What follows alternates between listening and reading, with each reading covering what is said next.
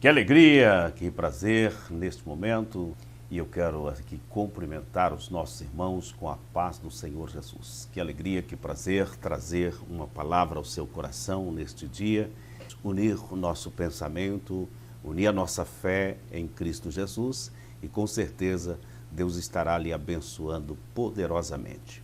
Quero aí externar minha gratidão a todos os irmãos, todos os irmãos que nós vamos já meditar numa palavra de Deus. Glória a Deus. Eu gostaria de compartilhar com você um texto muito conhecido, mas que eu creio que o Senhor falará em nosso coração. Jeremias capítulo 18, que diz assim: a palavra do Senhor que veio a Jeremias dizendo: levanta-te e desce à casa do oleiro, e lá te farei ouvir as minhas palavras. E desci à casa do oleiro, e eis que ele estava fazendo a sua obra sobre as rodas. Como o vaso que ele fazia de barro se quebrou na mão do oleiro, tornou a fazer dele outro vaso, conforme o que pareceu bem aos seus olhos fazer. Então veio a mim a palavra do Senhor, dizendo: não poderei eu fazer de vós como fez este oleiro, ó casa de Israel. Diz o Senhor: eis que como barro na mão do oleiro, assim sois vós na minha mão, ó casa de Israel. Em Jeremias capítulo 18, versículo 1 ao versículo 6. Também gostaria de fazer a leitura aonde nós encontramos Isaías 64 e o versículo 8.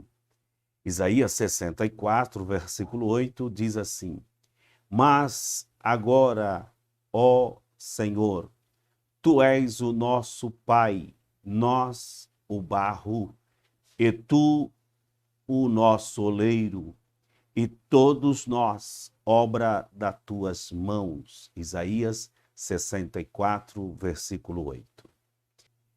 Nesse texto sagrado, Deus chama o profeta Jeremias e traz para ele uma reflexão, porque o momento que Israel estava passando diante daquilo que o Senhor tinha falado nas suas promessas, tinha feito realizar milagres para com Israel, e tudo aquilo que o Senhor tinha realizado, muitas coisas Israel deixou sem fazer. E o profeta Jeremias chega em um período difícil, a incredulidade, aqueles que adoravam outros deuses, aquelas pessoas que até mesmo dizia que estavam servindo a Deus, eles estavam de uma situação que eles precisavam algo novo. E Deus usa o profeta Jeremias, uma lição para que ele pudesse passar à nação de Israel. A nação de Israel estava vivendo uma falsa religião, por que não dizer uma apostasia religiosa? E o profeta Jeremias clamavam e falava, e uma das causas que nós temos o profeta Jeremias como o profeta chorão, é porque Jeremias, ele, como profeta, ele queria que a sua palavra, quando ele dava a sua palavra, que as pessoas ouvissem, desse crédito àquela palavra que Jeremias, como profeta, estava trazendo da parte de Deus. Mas muitas vezes a nação não ouvia, e com isso Jeremias sofria. Sofria porque queria ver que o povo fosse abençoado, mas ao mesmo tempo eles continuavam em rebeldia. Deus até falou um certo dia para o profeta Jeremias, quando ele ficou abatido ao ponto de achar que era ele, que o povo estava agindo contrário à sua pessoa. O povo parecia que não estava aceitando a Jeremias e ele entra numa situação delicada porque ele começa a ver a rejeição da palavra e ele então começa pensando que aquilo também era para com ele. E Deus precisou chamar a atenção de Jeremias e disse: Jeremias, não é contigo. Esse povo realmente, o que eles estão fazendo não é com você, é comigo. Eles me desprezaram, eles deixaram de servir realmente a mim e obedecer a minha palavra. E aí, então aquele povo, disse o Senhor a Jeremias, disse a ele: olha, esse povo, Jeremias, eles me honram de lábios, mas o seu coração está longe de mim. Eles a mim me deixaram e cavaram cisternas rotas, cavaram poços que não retêm águas limpas. Eles deixaram um manancial de águas vivas, águas que poderiam desfrutar, mas preferiram as cisternas rotas, buscar água aonde não tem. Isso numa figura de linguagem. Ele estava dizendo: eles me deixaram a palavra da verdade e estão seguindo as fábulas de outros deuses. E isso estava trazendo ao coração do Senhor uma tamanha tristeza para com esta nação, a qual Deus sempre tinha feito o melhor. E agora, quando o Senhor Deus está trazendo a Jeremias, naquele momento, ele faz com que Jeremias tenha uma aula lá na olaria. Vai à casa do oleiro, vai até a olaria, Jeremias, porque eu quero falar com você lá na olaria. E quando Jeremias desce à casa do oleiro e está trabalhando o oleiro, quem sabe, eu não sei se o oleiro conhecia Jeremias, mas ao chegar o profeta naquela olaria, quem sabe o profeta disse: não se importe com a minha presença, eu vim a esta olaria para ver o que é que Deus vai falar comigo. Fiquem tranquilos, podem continuar trabalhando. E isso então o oleiro continuou. Ao invés de parar, talvez, e conversar um pouco com Jeremias, disse: não, prefiro que você continue a trabalhar. E quando então ele está trabalhando, ali vem a palavra do Senhor a Jeremias, e está dizendo para Jeremias: você está vendo, você viu o que aconteceu? Ele disse: sim, é que o oleiro está trabalhando conforme o seu bem querer, aquilo que tem a sua imaginação, e ele coloca o barro na roda e começa a fazer o vaso. Mas um certo momento aquele vaso caiu da mão do oleiro e aí quebrou-se e ele volta aquela massa para as prensas novamente, para as rodas, e ali então começa o segundo processo. Talvez aquele vaso que tinha na sua mente já não saiu mais o mesmo, mas agora, conforme a Bíblia diz, conforme o bem pareceu em fazer. E o Senhor disse a Jeremias: tu tem observado tudo isso, Jeremias? Isso que o oleiro está fazendo é o que eu quero fazer e é o que eu vou fazer com a nação de Israel. Não posso fazer isso, quebrar o barro novamente, colocar na roda. Isso eu farei. E quando isso aconteceu, Jeremias é o profeta que está dizendo daquilo que vai acontecer com Israel. E foi o período mais crítico, porque Jeremias profetiza o cativeiro babilônico, aonde nós temos aquilo que Deus fala a Jeremias, que esta nação que outrora tinha sido abençoada quando saiu do Egito, mas no transcorrer dos anos deixaram de cumprir a palavra do Senhor. E ao deixar de cumprir aquilo que Deus havia determinado, que quando entrasse na terra, deveria eles observar a lei do ano sabático, e eles não observaram. Logo, passaram-se 490 anos sem eles observarem, e Deus então faz com que essa nação sai da sua terra por 70 anos para se tornar escrava, cativa, vai ser liderada por outro povo. E quem é o líder? Nabucodonosor. É ele, o homem que é chamado por Deus, o servo do Senhor, para trabalhar com a nação de Israel. Deus levantou um homem ímpio para que pudesse fazer com que a nação inteira entendesse que Deus não aceitava algo que eles estavam fazendo. E Deus corrige a nação de Israel nesse período de 70 anos e não adorar outro Deus. Então Deus faz com que esse povo, depois de 70 anos, volta para a sua terra, a terra a qual eles possuíam. Todavia, as tribos já tinham sido extintas, aquelas tribos que outrora nós tínhamos no Antigo Testamento, mostrando as 12 tribos. A divisão aconteceu, mas agora no cativeiro praticamente são extintas as tribos.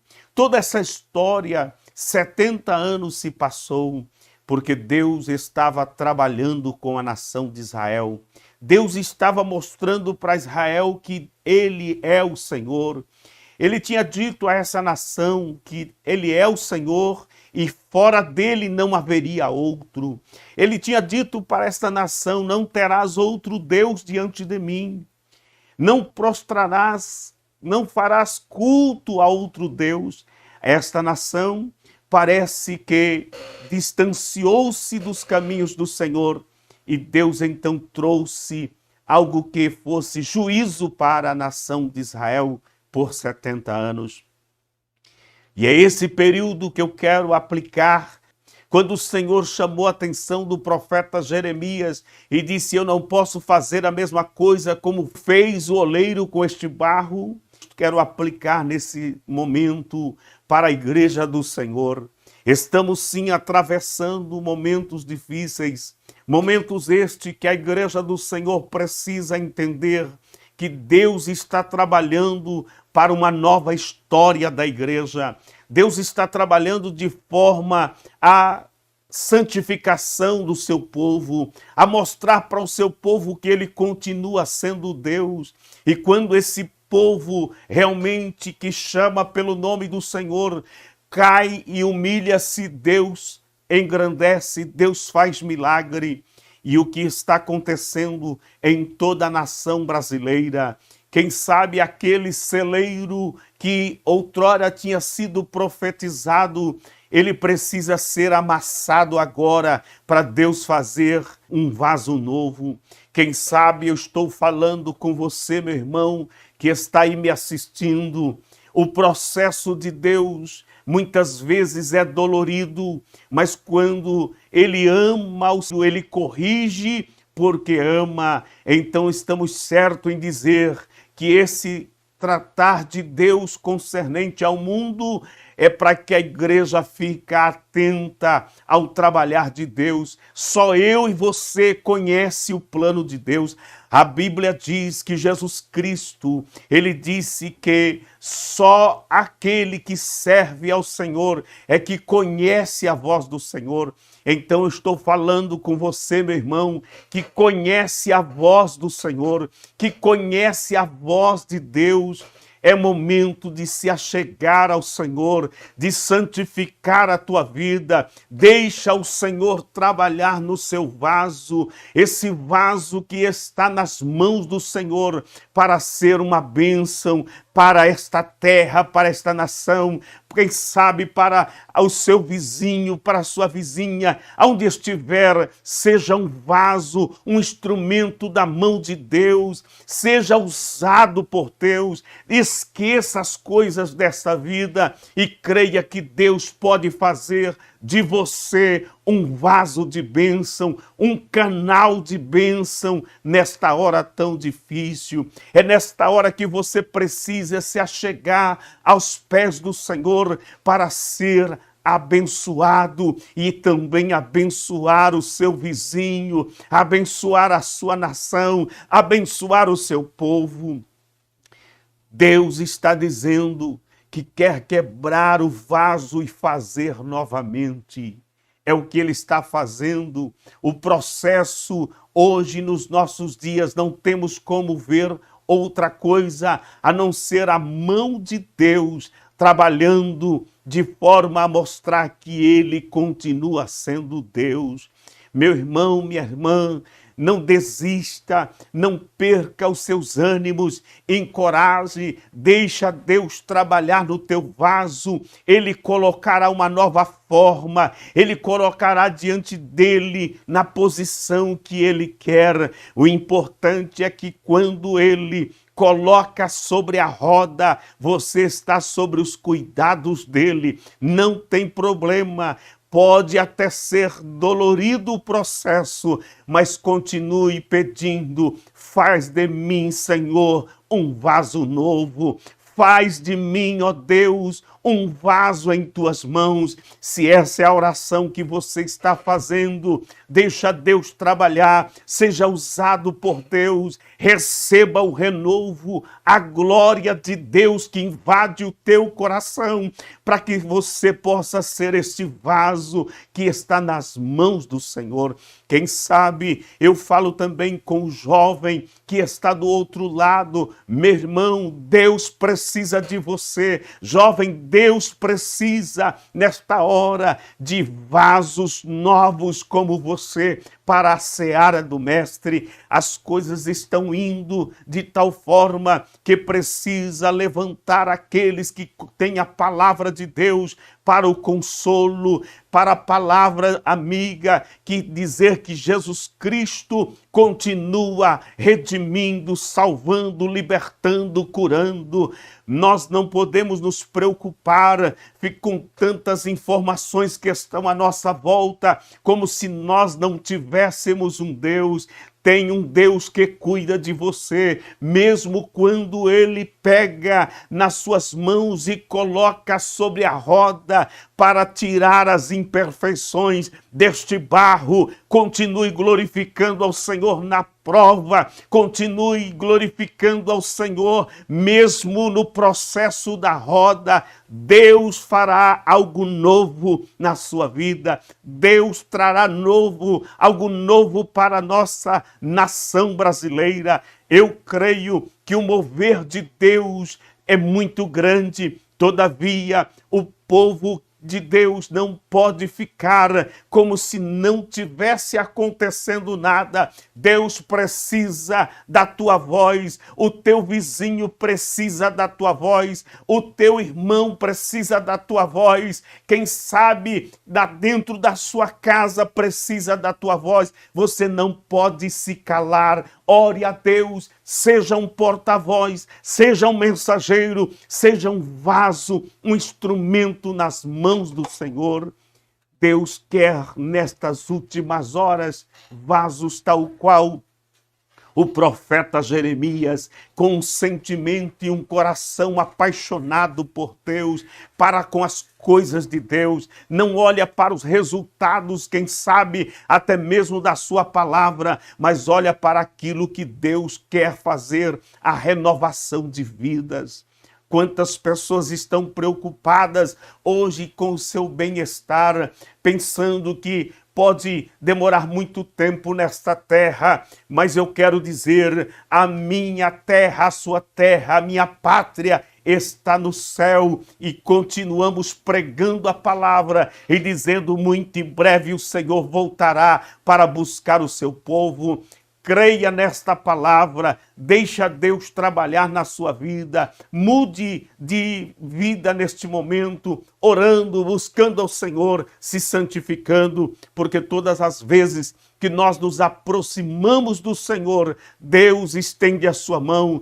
Todos nós somos vasos, somos barro na mão do oleiro. Você tem um valor especial para Deus. Quem sabe nesta hora você está pensando que Deus não te atende, não te ouve. Eu digo para você, todas as vezes que você dobrar-se e humilhar-se diante do Senhor, Deus levanta no seu trono para lhe abençoar, para pegar nas suas mãos, para te levantar, porque este é o processo que a Bíblia diz, que quando nós caímos e nós nos prostramos, Deus coloca-nos em pés. E eu quero nesta noite continuar dizendo a você, Deus tem uma palavra, como estou dizendo ao seu coração, levante como porta-voz de Deus, seja usado por Deus, comece o ministério da intercessão, interceda por 5, por 10, por 20, e vai crescendo o seu número no ministério da intercessão,